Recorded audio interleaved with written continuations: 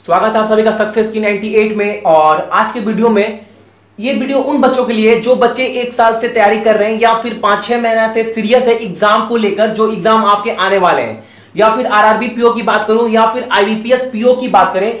ये video specially उन बच्चों के लिए है, ठीक है। और इस वीडियो में मैं आपको बताऊंगा क्या अब 15 दिन बाकी है, अब आपको करना क्या है और आप क्या गलती कर चुके हैं और आपको क्या गलती अवॉइड करना है, और आप एग्जाम देने जाए तो कैसे अटेम्प्ट करें, और अगर आपका तैयारी अच्छा नहीं है फिर भी आप एग्जाम देने जा रहे हैं तो आप क्या क्या चीज फेस करने वाले हैं।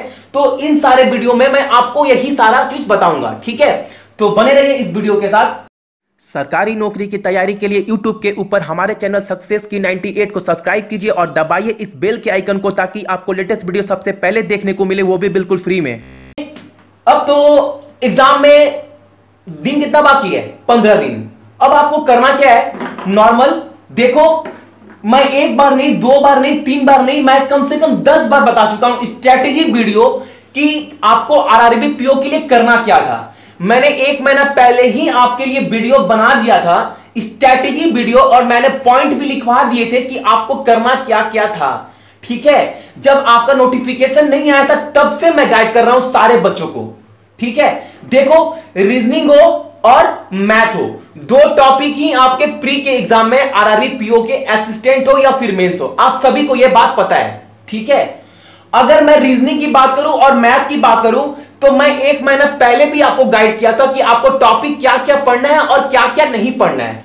तो अगर मैं स्टार्ट करूं रीजनिंग टॉपिक से ना, तो अगर मैं स्टार्ट करूं रीजनिंग टॉपिक से और इस साइड अगर मैं लिखता हूं मैथ टॉपिक, तो मैं 1 महीने पहले भी बता चुका था। और ऐसा नहीं है कि मैं सिर्फ आपको टॉपिक लिखवा रहा हूं, इस टॉपिक से रिलेटेड मैं ए से जेड तक सारे वीडियो अपलोड कर दिया था अपने यूट्यूब के चैनल सक्सेस की 98 पर। बस आपको वो वीडियो देखना था, और ऐसा बिल्कुल नहीं था कि आपको वीडियो देखने के बाद वो सारे क्वेश्चन, जितने भी कंसेप्ट थे, आपको समझ में नहीं आएगा। सारे बच्चे के कमेंट्स ये आ रहे थे कि भैया सारा टॉपिक क्लियर हो गया। जब आपका टॉपिक क्लियर हो गया, आपके कंसेप्ट क्लियर हो गए, तब मैंने आपको बताया भी था कि आपको करना क्या था और करना क्या नहीं था, ठीक है।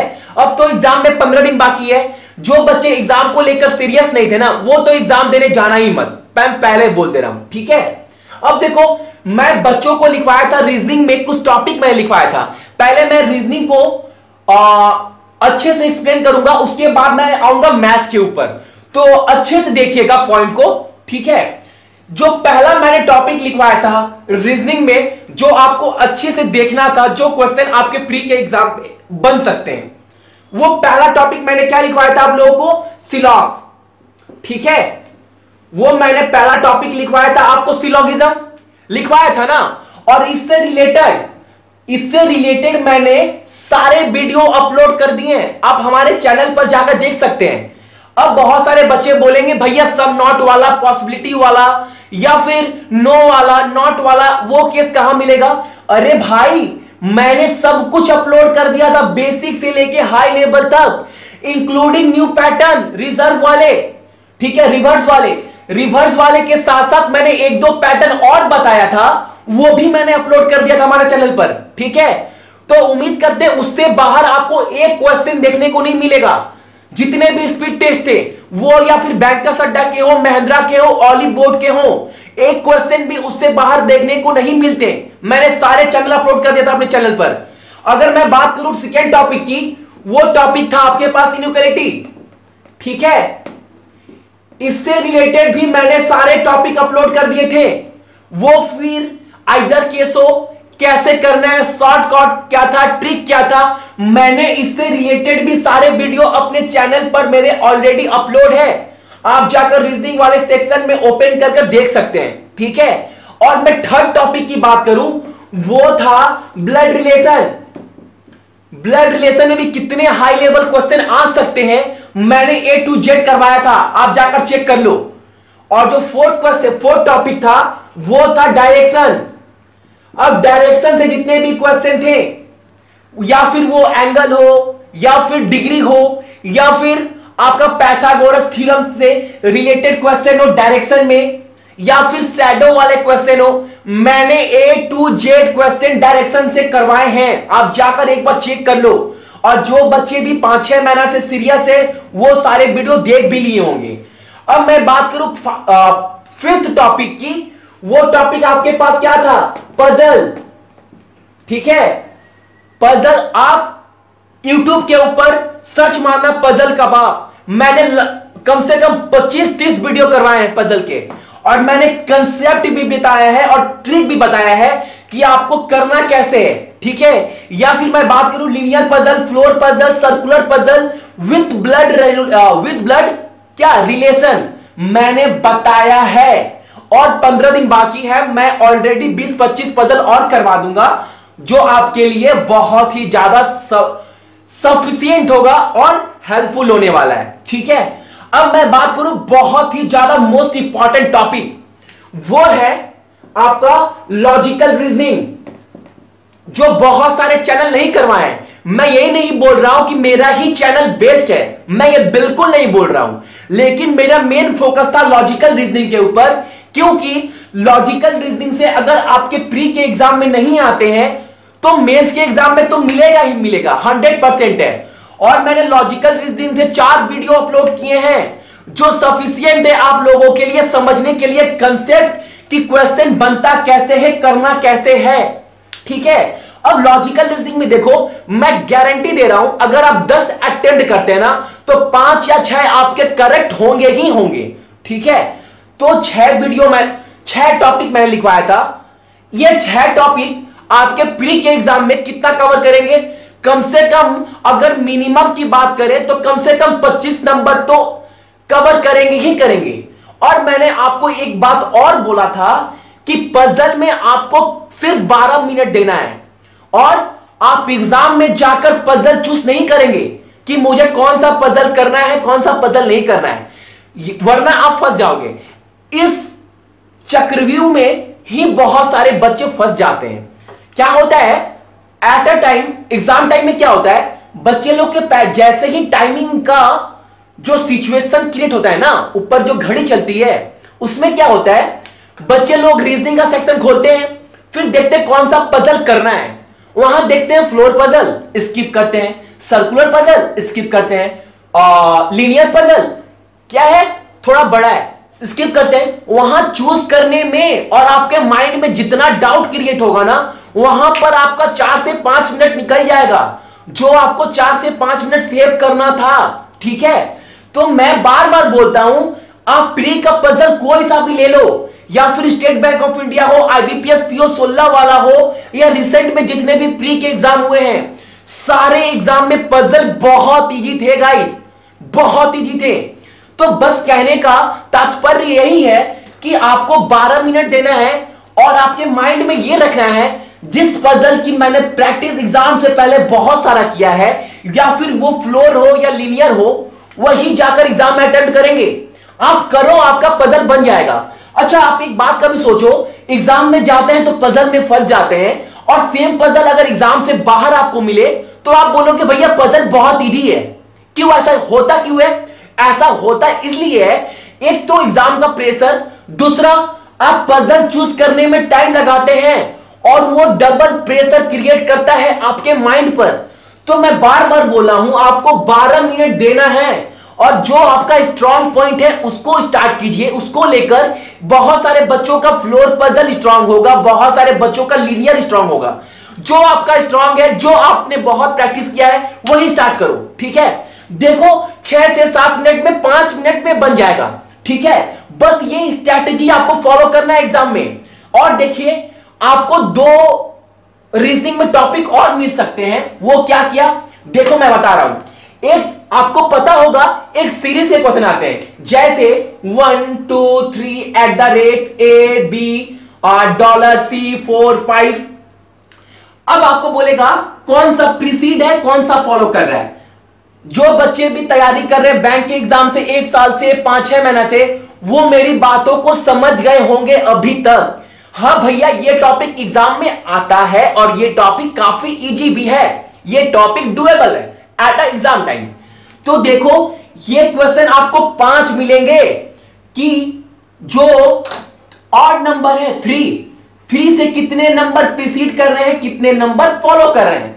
ये टॉपिक 5 नंबर के आएंगे जो काफी इजी है। अगर आप बोलोगे तो मैं एक वीडियो बनाकर आपको भी दे भी दूंगा, लेकिन मुझे नहीं लगता जो बच्चे इतने दिन से तैयारी कर रहे हैं उन्हें इस वीडियो की जरूरत है, क्योंकि काफी इजी टॉपिक है।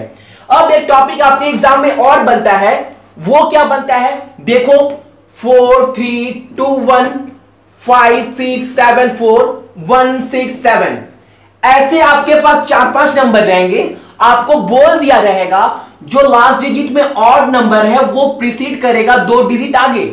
ये टॉपिक भी बहुत इजी है गाइस, मुझे बताने की जरूरत नहीं है। जो बच्चा जन्म लेता है ना, वो भी अगर ये टॉपिक को स्टार्टिंग में देखेगा ना, वो भी कर देगा इजीली। 6 से 7 मिनट में 5 क्वेश्चन तो आराम से कर देगा। तो आपके 2 टॉपिक ये भी मिल सकते हैं आपके प्री के एग्जाम में।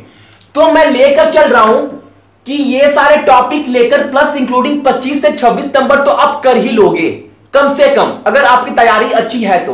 मैं आगे और बताऊंगा कि आपको कौन से स्पीड टेस्ट प्रैक्टिस करनी चाहिए थी, और मैं बहुत बार बोल भी चुका हूं, ठीक है। अब मैं बात करूं same logic in a math, तो मैथ में आपको मैंने क्या क्या टॉपिक बोला था। एक तो बोला था सीरीज, ये करना था आपको। अब मैं ये बिल्कुल नहीं बोलूंगा कि आप आउट ऑफ 5 सारे बच्चे कर लेंगे, मैं बिल्कुल बोलने वाला नहीं हूं, लेकिन मैं इतना जरूर बोलूंगा कि कम से कम 5 में तो 3 क्वेश्चन सारे बच्चे कर ही लेंगे। और जिन बच्चों का अगर सेकेंड शिफ्ट थर्ड शिफ्ट में एग्जाम पड़ता है तो वो आउट ऑफ 5 कर लेंगे, क्योंकि आप सभी को पता है कि आईबीपीएस जो एग्जाम कंडक्ट करवाता है, अगर उसका फर्स्ट शिफ्ट में जो पैटर्न है, सारे शिफ्ट में सारे डेज में सेम पैटर्न ही फॉलो वो करता है, ठीक है। तो सीरीज में मैं लेकर चल रहा हूं, आप कम से कम 3 तो कर ही लेंगे। अब मैं बात करूं सिंप्लीफिकेशन की या फिर अप्रॉक्सीमेशन की, तो उम्मीद करते हैं कि 10 क्वेश्चन आएगा, लेकिन मैं सेफ साइड बोलता हूं 5 क्वेश्चन आएंगे, ठीक है। 5 क्वेश्चन सेफ साइड है, 10 भी आ सकते हैं। और सिंप्लीफिकेशन से रिलेटेड मैं 10-12 वीडियो बना चुका हूं, आप जाकर देख लेना, आपको सारे ट्रिक मिल जाएंगे, जितने भी ट्रिक हो। अब जो थर्ड टॉपिक की मैं बात करूंगा वो है क्वाड्रेटिक इक्वेशन। देखो क्वाड्रेटिक इक्वेशन से रिलेटेड कितने सम आ सकते हैं, कितना लेवल इंक्रीज हो सकता है, मैं A to Z वो भी इजी वे में, यानी कि बहुत आसान तरीके से मैंने अपने चैनल पर अपलोड किया है। एक जन्म लेते हुए बच्चों को भी समझ में आएगा वो मेथड विद ट्रिक, ठीक है। तो आपको ये 5 सम करने हैं, 3 सम यहां से, 5 सम यहां से करने हैं, 3 सम यहां से करने हैं। अब जो आपको मैं टॉपिक बोल रहा हूं वो है डीआई। अब बहुत सारे बच्चे बोलेंगे कि भैया डीआई तो थोड़ा हार्ड होता है ना। देखो मैं इन रिटन बोर्ड में दे सकता हूं कि अगर आपने प्री के एग्जाम से पहले अच्छी से प्रैक्टिस किए हैं ना, तो डीआई बहुत इजी है भाई, बस आपको डीआई चूज करना आना चाहिए। देखो अगर आपके पास 5 क्वेश्चन है तो 3 क्वेश्चन ही बनेंगे, 2 क्वेश्चन, 1 क्वेश्चन तो बहुत ही ज्यादा कैलकुलेटिव होगा, जो बच्चों को लगेगा अरे ये तो बना लेंगे, इजी है, बस थोड़ा कैलकुलेटिव है। बस उसी में बच्चे क्या करते हैं, उन्हें लगता है कि ये कर लेंगे, बस उसमें 2 मिनट वो वेस्ट कर देते हैं, जो उनको एग्जाम टाइम पर एहसास नहीं होता है, ठीक है। तो कहने का मतलब है अब 5 में जो 3 इजी है वो करो, और मैं बोल तो दे रहा हूं ना कि डीआई बहुत इजी आएगा। आप लेकर चलो 2 डीआई में कम से कम आपको जो करना है वो करना है 7 से 8 नंबर। 7 से 8 यहां किए, 5 नंबर यहां से किए, कितना हुआ 8 5 13, 5 यहां से किए 13 5 18, और 3 नंबर यहां से किए, कितना हुआ 21। और भी आपको ऐसे टॉपिक जरूर मिलेंगे आरआरबीपीओ में जो बहुत इजी होगा, या फिर अरिथमेटिक के कुछ सब बहुत आसानी इजी लेवल के मिलने वाले हैं। तो लेकर चलिए 25 या 26 नंबर आप इसमें भी कर सकते हैं, 25 या 26 नंबर इसमें से भी कर सकते हैं। अगर पेपर जो 2016 का था उस लेवल का हुआ, फिर तो आपका नंबर 60 अबव जाएगा।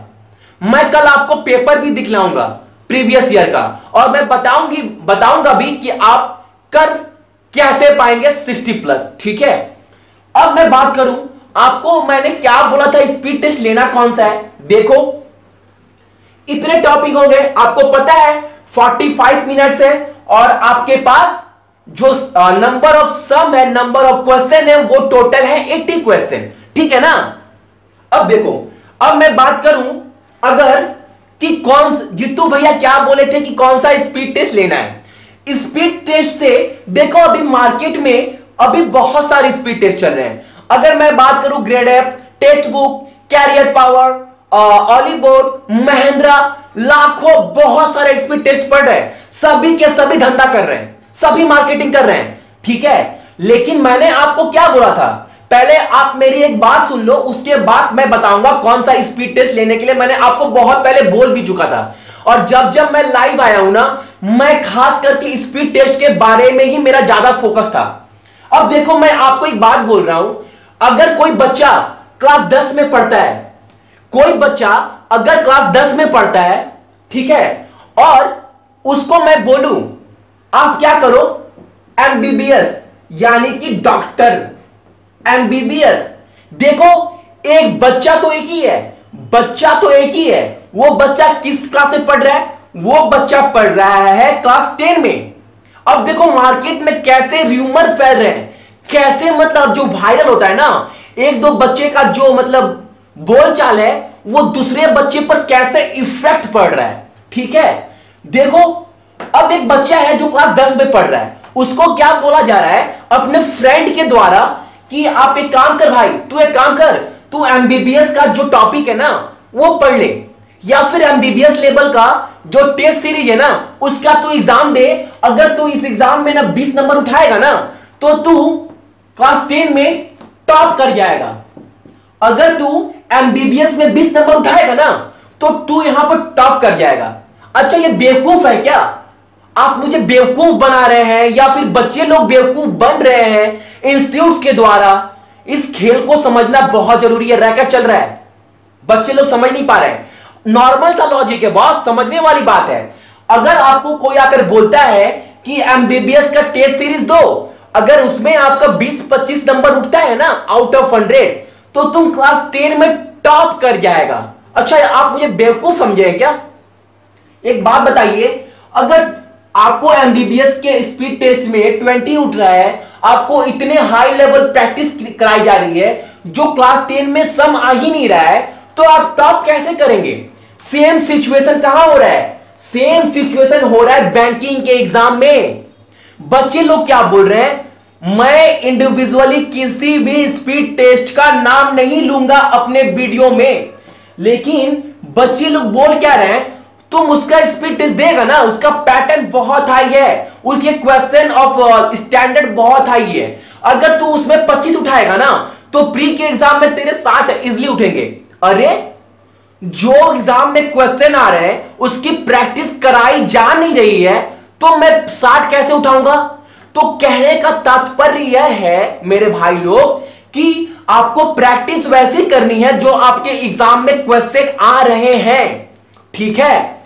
और मैं बार बार बोला था आपको, जब जब मैं लाइव आया हूं ना, बहुत सारे बच्चों का कमेंट्स आया था कि भैया कौन सा ले कौन सा ले कौन सा ले। मेरा आंसर एक ही था कि महिंद्रा का स्पीड टेस्ट लो। अब बहुत सारे बच्चे डिसएग्री में थे कि भैया महिंद्रा तो बहुत ही जी है। जिन बच्चे ने, बहुत सारे बच्चों ने मेरा बात सुना था और बाय भी किए थे, अभी जाकर आप स्पीड टेस्ट ले लेना और देखना कि महिंद्रा के लेवल काफी अच्छे हैं। और जो बच्चे भी महिंद्रा का यूज कर रहे हैं ना 1-2 साल से, या फिर लेकर छोड़ भी दिए हैं, उनसे पूछना कि आप महिंद्रा का जितने स्पीड टेस्ट आपने दिया है उससे कभी हाई आया है क्या? उससे कभी एग्जाम में पैटर्न हाई आया है क्या? बिल्कुल नहीं, उससे पैटर्न इजी आता है।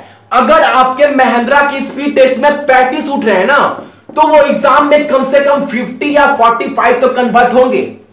अब आप बोलेंगे भैया 50 में तो एग्जाम निकलेगा नहीं। अरे एग्जाम गया तेल लेने, मैं एग्जाम की बात नहीं कर रहा हूं, एग्जाम तेल लेने गया। मैं क्या बोल रहा हूं, अगर पैटर्न हार्ड हुआ तो 50% काफी अच्छे हैं। मैं तो बोल दिया ना, अगर प्रीवियस ईयर के लेवल से अगर एग्जाम क्वेश्चन आया तो आप 60 अटेम्प्ट कर लोगे। बिलीव मी गाइस, आप 60 अटेम्प्ट कर लोगे। मैं बात कर रहा हूं अगर पेपर हार्ड हुआ तो 50 आप इजिली अटेम्प्ट कर लोगे सारे टॉपिक से। इस सारे टॉपिक से आपको एक क्वेश्चन भी बाहर देखने को नहीं मिलती है जो मैंने सारे टॉपिक लिखवाए। और जितने भी लेवल हाई हो सकते थे मैं सारे टॉपिक की वीडियो बना भी चुका हूं। ठीक है, अब मैं बात करता हूं। देखो, आपके पास अगर आप 1 महीना से स्पीड टेस्ट दे रहे हैं या फिर आपके पास 15 दिन बच गया है, मैं तो बोलूंगा आप डेली 2 स्पीड टेस्ट मानकर चलो, तो कम से कम 20 स्पीड टेस्ट तो देना ही देना है बॉस, एट एनी हाउ देना ही देना है। अब आप क्या करना, आप 20 स्पीड टेस्ट में जो नंबर है ना, जो अपने आप को जो कॉन्फिडेंस बूस्ट करने वाला है, आप क्या करना, आप नंबर एक बार मिलाना, 35, 30, 40, 45, 30, 35। अगर नंबर आपके ऐसे उठ रहे हैं सारे एग्जाम पर एग्जाम, एग्जाम पर एग्जाम, तो ही आप इस क्या एग्जाम देने जाना।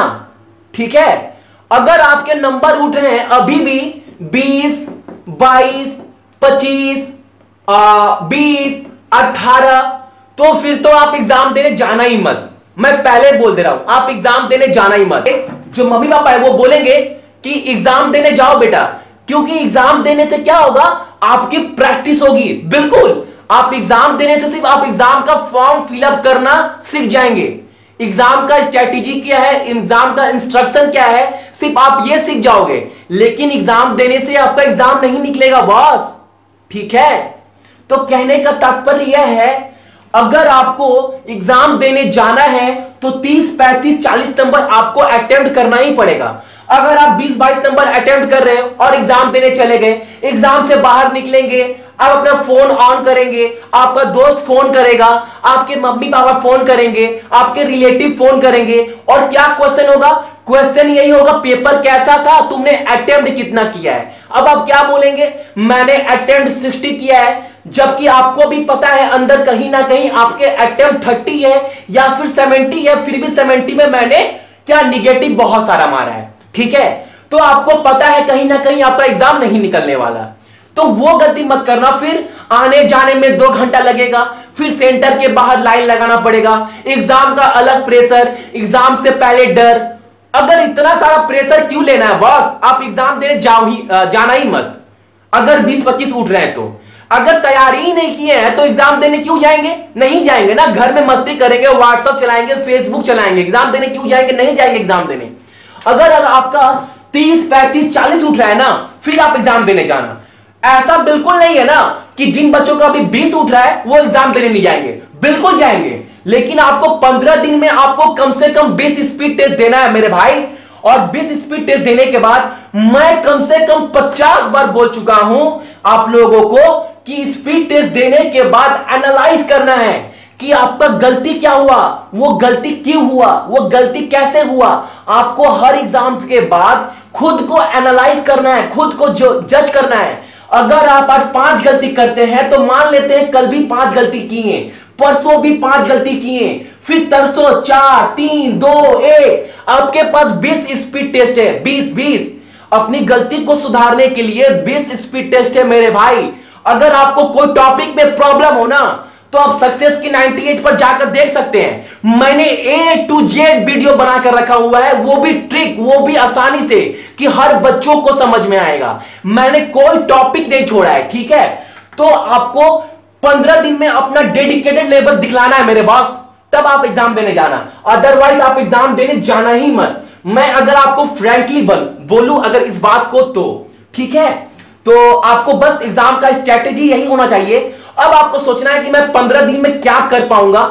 जो बच्चे भी अगर मेहनत कर रहे हैं ना, देखो किसी भी इंसान का मेहनत कभी बेकार नहीं जाता है, ये फैक्ट है भाई। दुनिया वाले कुछ पल के लिए हंस सकते हैं, बहुत सारे बच्चों के साथ होता होगा कि बहुत सारे बच्चे तैयारी कर रहे हैं, दुनिया वाले हंसते होंगे कि वो तो बहुत दिन से तैयारी कर रहा है, लेकिन मेरे भाई ये रियलिटी है, कभी किसी का मेहनत खराब नहीं जाता। खुद का एक्सपीरियंस है, मेहनत कभी किसी का खराब नहीं जाएगा भाई। ठीक है, तो आपको मेहनत करना है सही वे में। ठीक है, और कहने का मतलब है एट द लास्ट, अब आपके एग्जाम में 15 दिन बच गए और बहुत सारे बच्चे बोल रहे थे भैया आईबीपीएस पीओ का स्ट्रैटेजिक वीडियो कब तक आएगा। हाँ, 4-5 दिन में मैं वो भी अपलोड कर दूंगा, लेकिन अभी 15 दिन में जो एग्जाम में बच गए, मैं कोशिश कर रहा हूं ज्यादा से ज्यादा। अभी तो हाल ही में सुबह में अपलोड किया मैंने कॉम्बिनेशन का वीडियो, परम्यूटेशन कॉम्बिनेशन। मैं प्रोबेबिलिटी वाला चैप्टर पूरा क्लियर करूंगा, कितने सम आपके एग्जाम में आ सकते हैं, प्लस एटलीस्ट मेरे मन में भी टारगेट है 20 पजल और कुछ डीआई के क्वेश्चन जो आपके एग्जाम में बन सकते हैं और कुछ इंपॉर्टेंट टॉपिक जो आपके लिए बहुत ही ज्यादा हेल्पफुल होने वाला है। ठीक है, सो आज के लिए आप सभी का थैंक यू।